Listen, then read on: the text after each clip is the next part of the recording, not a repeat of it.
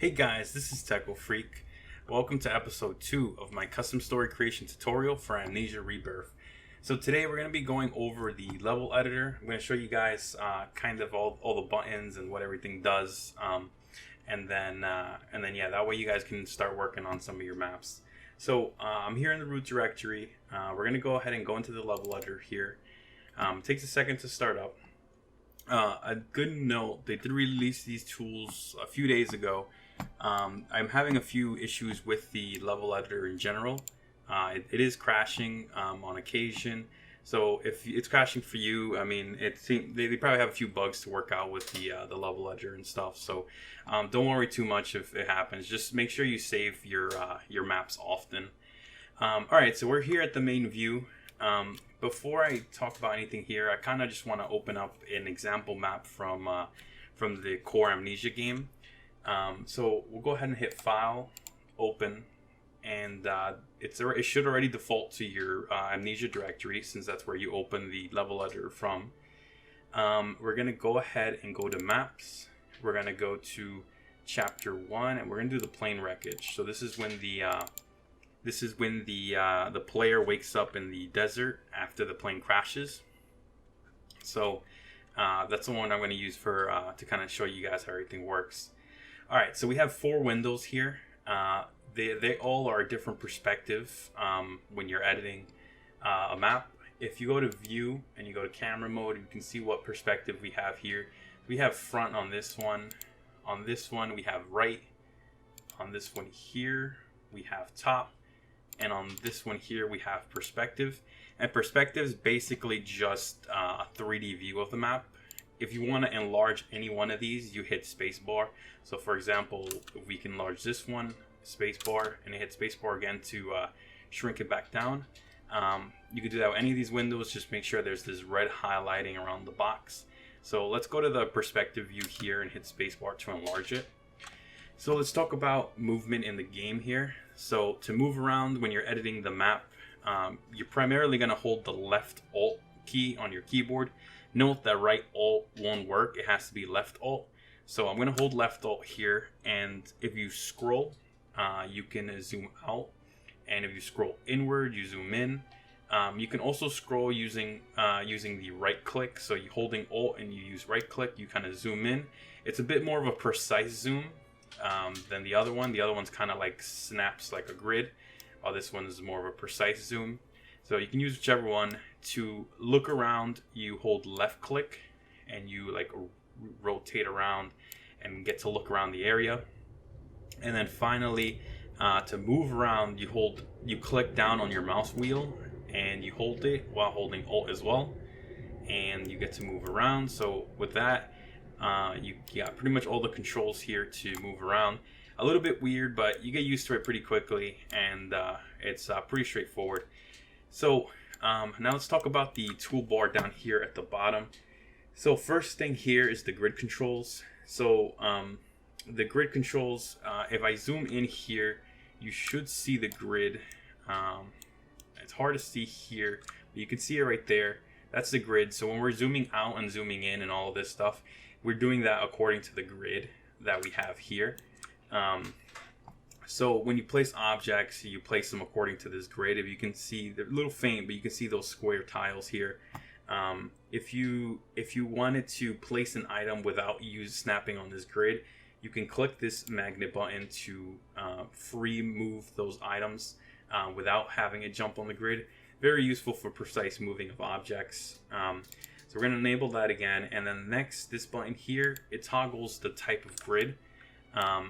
And on the axis. So this is the X and Y axis. If you click it again, we have the Y and Z axis, and then if we hit it again, we're back to the original, the X and Z axis. Primarily, you'll probably be working on the X and Z axis, but sometimes it's useful to navigate up and down. The height is where the height that this grid starts at. So right now it's at 0, so it's just sitting at Y0. But if you wanted to bring this up, so let's say we put 5 here and we hit enter, and then we look up, you can see we brought the grid up a little higher here. So it's a little higher there. And these squares, we can change the size of these squares by changing this value right here in snap separation. So you change that for smaller squares and more precise movement. And next are these options here. So I'm going to zoom out here back to the main map here to show you what this kind of does. So the ambient and point are to toggle on their lights. If you hover over it, it gives you some more detail. But if you toggle these buttons, it changes the light. And I'll show you here, since we're in an outdoor environment. We click it, we turned off the ambient light. If we click point, we turn off all the point lights that are on the map here. And then icons, again, it's pretty self-explanatory. Click icons, we make all these icons disappear on the map. So a good way to get rid of those icons and to change the light if you don't want to see certain lights. Next, this button here does the same thing as spacebar. So when you click it, it brings you out. If you click it back, it brings you in. I find using spacebar is a little easier, so you can just use spacebar for that.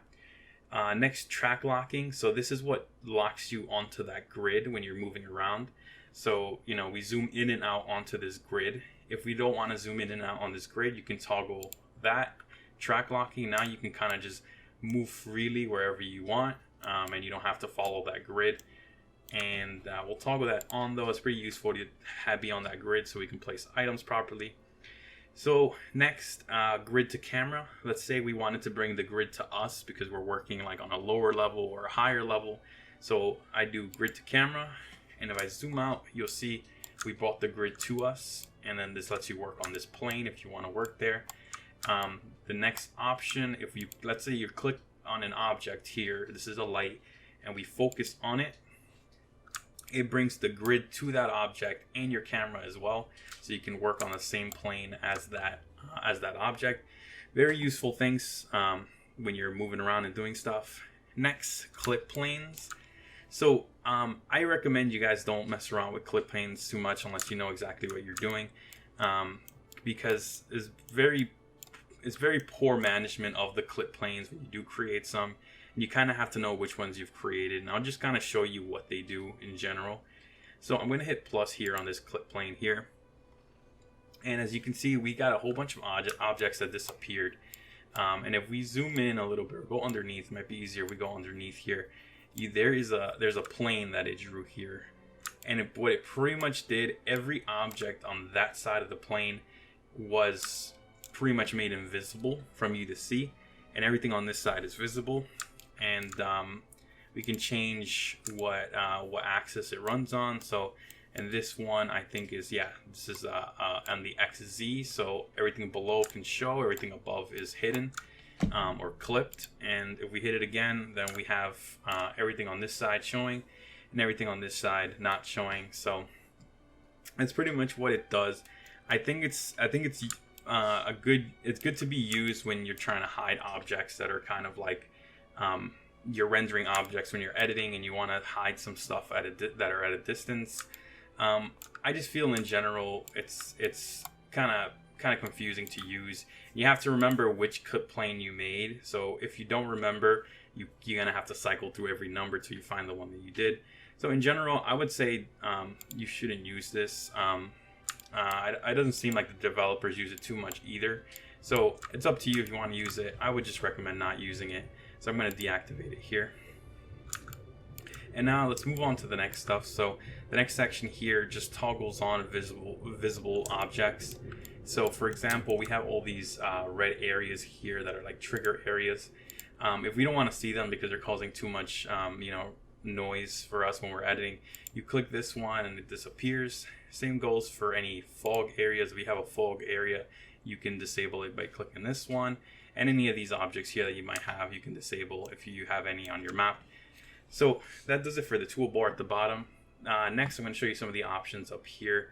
If we go under edit, you have your basic options here: undo, redo, duplicate, and delete. And it shows you the hotkey for those, so very useful. Primarily, I like to use hotkeys when I'm using this. So good idea to memorize these: undo, duplicate, delete. We use those a lot. The next one here, we have find objects. This is very useful for when you have a map with a ton of objects inside of it. This will list every single object in your map. So if I scroll down, you can see every single object that's in the map here. So you can like click it, and then you can see where it is here. You can focus on it. Helps you find objects. You can search by name, type, and any user variables. So very useful. That's good for when you have a big map with a lot of objects. So next one, we have browse groups. So browse groups pretty much lets you create groups of objects. So if we hit edit, we have a few options here. Let's say we do new. Now we have group 1 here. And then let's say we wanted to add objects to the group. So like we click here, we select that sound object, we hit edit, and then we do add sound selected objects. So it doesn't appear here, and I feel this is just a bug. Again, the software was added recently, so it's fairly new. It doesn't seem to work. Neither does the renaming of the group. So, and I haven't seen any maps that have been using it that are made by the developers. So I'm not sure exactly what's going on here. I think it's just a bug. For now, we can ignore it, but this would be very useful if, let's say, you have like a bedroom and you want to kind of group all the objects in that bedroom together and call it, bedroom 1.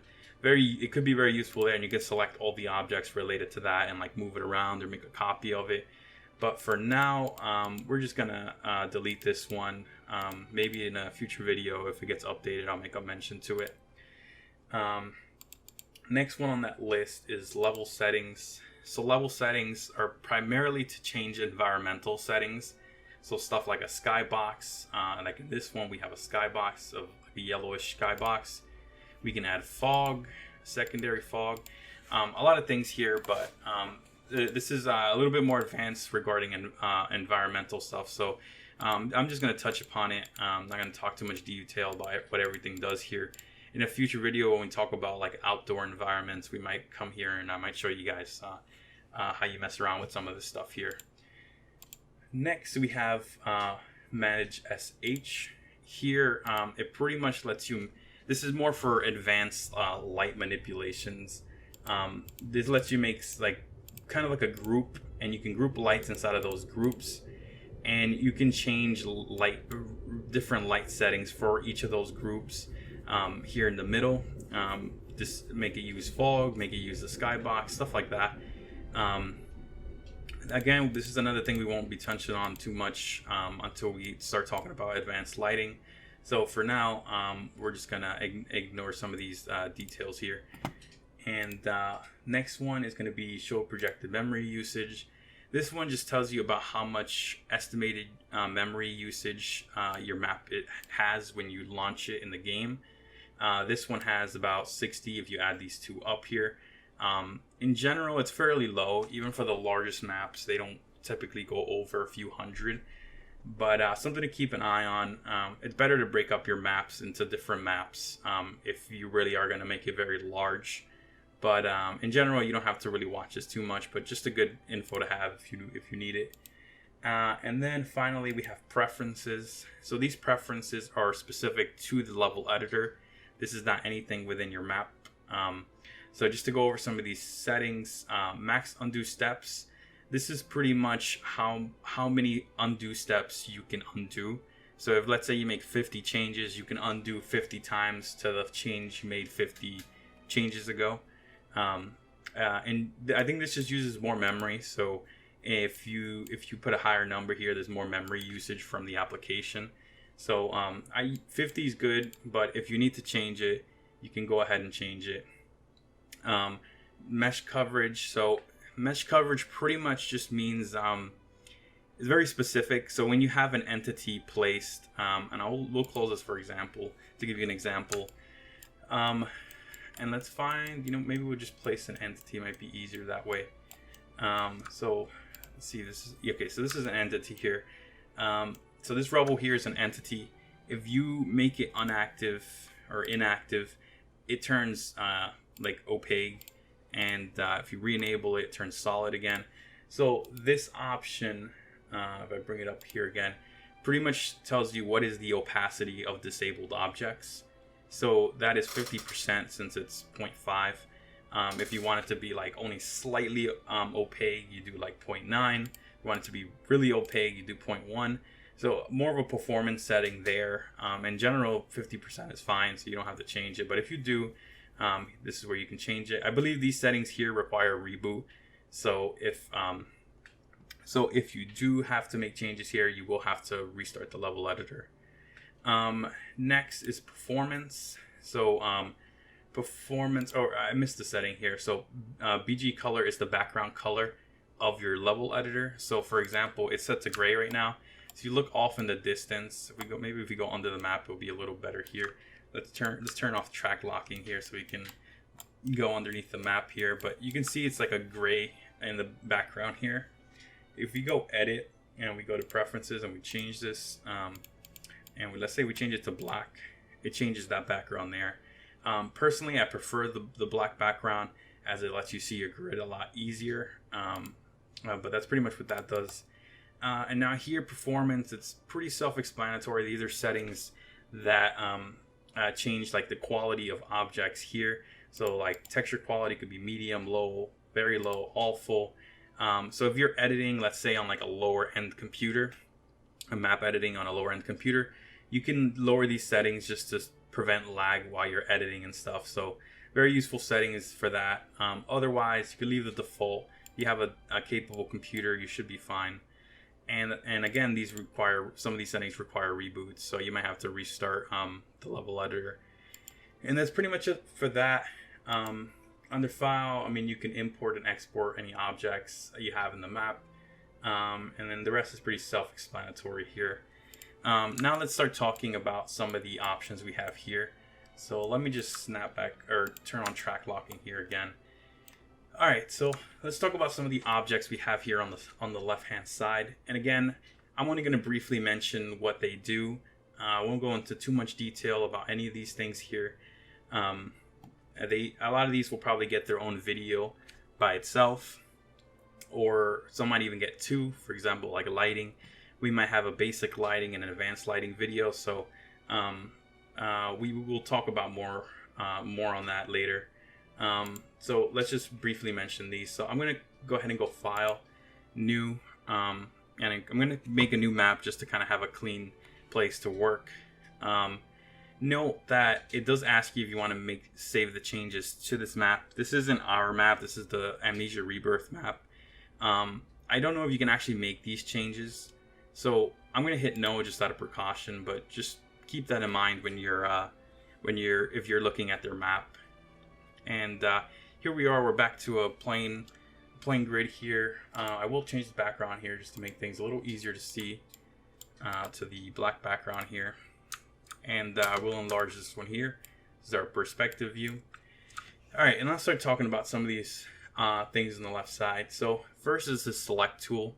This lets you select any object and manipulate it in some way. So just an example, we'll jump down to static objects here. Static objects refer to any object that pretty much is just for the visuals and not necessarily to be interacted with. Things like walls, like let's say ceilings, ceiling arches or something like that. Objects that are just there for the visual aspect and don't have any interactability to them. So let's just get a wall or something. So let's do Arabic 4 interior, and let's say wall. And let's pick a wall here that we have here somewhere. Should be near the bottom here. Yeah, so let's pick this wall here. Here we go. We have a wall. We just click to place it. And now let's click on the select tool here and let's select it. And now we have the information specific to that object here. Coordinates, scale, and all of that stuff. The image it's using. But the important thing about the select tool lets you have access to these controls here. These are your manipulation controls pretty much. The first one here lets you move it left, forward, and up every direction pretty much. The next one lets you rotate it, so you can rotate it like that. And the last one lets you stretch the images. Just as a note, if you stretch it too much, you will get very distorted textures. So sometimes it's okay to stretch, but there is a limit to how much you can stretch because some of the textures will get screwed up. So do it in moderation. And then we have the teleport box here. This lets you teleport any object you have selected right to you. So if I back out here and I hit teleport and I zoom back out, you can see we teleported the object right to us. But we won't do that. We'll leave it back where it was. So that's pretty much all there is to the selection tool. You can turn on multi-select to select multiple objects, but that's pretty much it. Now let's go back and get to the second box here. This is areas. So areas in general are what helps communicate your map to your script file and lets you do stuff. So for example, the default here is a trigger event. This lets you trigger any series of commands to run from your script. And there's more than just that. There's other stuff like crawl events, climbs, path nodes, player start, a whole bunch of stuff. But just to show you, we'll use the trigger. And what you do is you click and you drag, you make a square, and then you let go of the left click, and you can like start bringing your mouse up now, and you start drawing like a cube. You could draw a cube, that's your area, and same, you can select it, move it around, all that stuff, and rotate it and stretch it and everything like that. Pretty much what you'd expect there. So we'll get more into that in later episodes. So next is the third option here is entities. So entities are pretty much interactable objects. It's the basic definition of it. Objects that the player can interact with in more than one way. It could be like any collectible items. It could be an enemy, an entity, anything really that you can put down. And like for example, this pot, you can place it down and the player can like smash it by hitting it with a rock or something. That wouldn't be possible if you had it set to be like, you know, like in a static object. And every single entity has the option to become static as well if you enable this option here. But that's pretty much what entities are. It's where you'll find the majority of the objects in the game. Next are static objects here. Explain what these were. These were just static objects. These are going to be like your walls, your doorways, pretty much everything that it's just there for the visual aspect, but doesn't actually have any real functionality to it. Next option here are lights. So there's three types of lights. There's box lights, point lights, and spotlights. Box lights, I click down here, but you can draw it just like a box here, and it pretty much just illuminates anything. It illuminates the inside of this box here. And you can change the settings here, but again, we won't talk too much detail about these. I'm just going to mention every single one. Next, it's point lights. Point lights radiate from one point, so it's like a circle, and you can enlarge the radius, and it pretty much is probably the most useful one out of all of them, because it's like a lamp. You put this right where a lamp is, and it radiates out light from that one point. Next is the spotlight. Spotlight, pretty self-explanatory. You can click and drag this one to kind of like focus it, and you can like open it up and stuff here. And as you can see, it's a spotlight. It points a light from one point source straight out and has it radiate out. So this is what it looks like. And again, we'll get more into detail about lighting in a future video.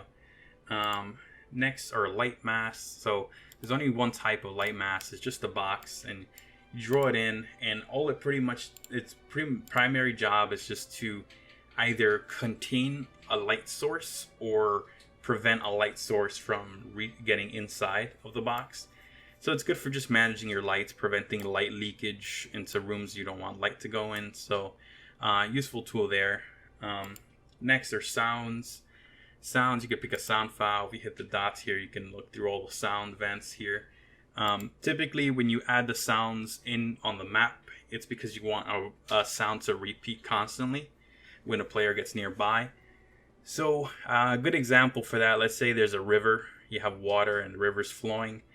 You put a sound event for a river, and anytime the player gets near, he will hear the river flowing. So that's typically how this is used. If you want to play sounds when the players walks up to specific areas, like a one-off kind of sound, this is a better way of doing that, and that's in using scripts, and we'll talk about that in future episodes. Next are particles, particle systems. So this lets you add anything related to particles. So for example, you can add like smoke. So let's see. We could do clouds. Let's do fire. I guess let's try this one. What this one looks like. Yeah. So particles are the particle system lets you add like smoke, any entities that move, fire, and you can see the little bit of a distortion effect going on. So that's how you get those effects going. Next is just fog areas. So you make the same as the other ones. You make a square, and if it relies on a wall to reflect the fog. You won't just see it kind of floating around, but you need a backdrop to see it. But if you put it in a room or wherever you are, an outdoor environment, it works pretty well. Next are primitives. Primitives are pretty much just planes. There's only one option here. It's a plane. They're good for making floors and ceilings. So before you can put one down, you need to select the material. You hit the dots here, and then we go to, I believe we can go textures, and then we go, or actually let's go back here. I think it is under static objects, and then these are the categories. These are like themes of buildings and stuff like that. So let's do the Arabic fort, and we'll do interior, and then we'll do floor. And here you have your floors that you can use. So let's say we want to use this one here. Now we have it here, and we can draw like a square, and there's your texture. Of course, it's kind of messed up because we have too many objects here. We'll go ahead and delete that box light there. But yeah, so you draw your texture here. That's primarily what it's used for. If you want the tiling, you see how it's tiled here. If you want to change how the texture is offset or how wide these are, you can change these values before you draw it in. And again, we'll talk more about these in future episodes. Next are decals. Decals are pretty much things you can paint on objects that are already existing. So for example, let's go ahead and select the decal here. Let's go to, I believe, static objects. No, it's the wrong ones. Let's go, yeah, textures, decals. Let's go Arabic fort. And good example here, let's do plaster damage. And then this kind of lets you apply it on any surface. So there we apply it, and you can see we applied like damage to the object here. If we remove this fog area, I can show you a little better as well. Delete that. And let's say on this wall here, makes like a cracked wall. So very useful for making the map feel a little bit more, less generic and more alive. So very useful. Next are billboards. Billboards are kind of like transparent objects. So if we open it up and we go billboards, let's do halos. So let's do this one right here, like lamp glow. So they can be used to make like fake like light streaks, I guess you can say. So we put this down. You get to select this little pin here. You move it around. It makes, like, you see that, like a transparent glowing effect. They always face the user, the perspective. So as you can see, we rotate, it always faces us. That's their main functionality in the game. And again, used to like make fake light streaks. They're not generated by the GPU or anything like that. So very useful to have. Adds really nice touches to certain areas that you're working on. Next are lens flares.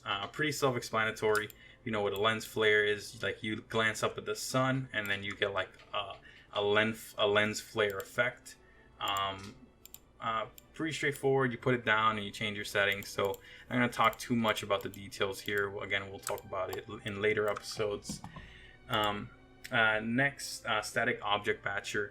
So this one, honestly, I have no idea what it does. I've done some research trying to figure out what it does. There's no documentation on it. And there is no examples I could find from the mod developers themselves. I haven't seen them use it in any specific way. I've looked through a few of their maps and I can't find it. If I find any more information about what this is necessarily used for I will let you guys know. But for the meantime, let's just say that's not really used that often, and we can just ignore that for now. Next is the really good one. It's terrain. It lets you create terrain. I'll show you just kind of the basics of how it works, but this could warrant its own video, creating terrain. But these are all the settings for the terrain that you have on your map. Height map, you have to create a height map, so you can like hit generate. You can make it flat. You can have these are functions that can run to like get certain effects. So let's do like fractal noise, and this is kind of what the terrain is going to look like when we generate it. You can change these numbers here. It'll change the terrain. You hit apply, and then now you'll see we have it here. If we make it visible and we zoom out, we can see our terrain that we just created. It looks bumpy. It's hard to see because there's no texture, but it's all bumpy and stuff. If we hit this drop down and we go to texture, we can apply a texture so it's not white. So we go textures, and we can do terrain. We can do sand. We just pick one of these. I'll just pick the first one here for sand. And then once you have that, you got to apply it by hitting the plus right here. And there you go. That's your terrain. You can draw on this terrain by clicking and elevating the terrain. I think you need to switch to height map for that. But yeah, you can see I'm like bringing up a point here. You can change the brush size and all that. But again, we won't talk too much about that now. That's the basic usage of it. I'll let you make terrain. It's something that we didn't have in the last Amnesia. So really cool, really fun stuff we're going to be able to do with that. Can't wait to start working on some outdoor environments. So the last ones now. So exposure areas. This is another one like that. That static object batcher. I don't find any uses of this anywhere in the developers maps. There's no documentation on it either. So again, I think you can safely ignore this one for the meantime. Again, if I find out any information about this one, I will mention it to you guys. But again, this is pretty fresh. There's not too much documentation on it. So again, if I find anything, I will let you guys know. Next one are combo edits. So you can make things called combos where you combine objects and save it as a combo. Here you can find those combos and you can make changes to them. So nothing we need to really mention other than that here. Eventually when we get into combos we'll go into more detail about this. And then lastly is detail meshes. So this is I guess kind of like an entity, but a bit more detailed. They're visual effects, and they might have like a pattern to them, like they're breathing or something like that, or it's just like a rock or something. So they have a few things here. There's not too many that they provide here, but majority of the ones you'll probably be going for are gonna be in entities, and that pretty much does it for all the options here. Besides the ones that I still need to figure out what they do, although it doesn't seem like there's much documentation on it as of yet, and I don't see many uses of it in the developers maps. So that's pretty much it, guys. That's the level editor. It's a very detailed run through of the level editor there. Very user friendly, so don't get scared if it seems kind of difficult. It's actually very simple to do everything here. In the next episodes, we'll probably talk about making a room and stuff and putting some of these objects in our maps. But for now, that was just a run through of the level editor. I hope you guys enjoyed the video. And the next episode, like I said, we'll probably talk about making a room. So it seems like a lot of fun. I can't wait to do the video, guys. For the meantime, leave a comment, subscribe, and let me know what you guys want to see in future episodes. Have a good one.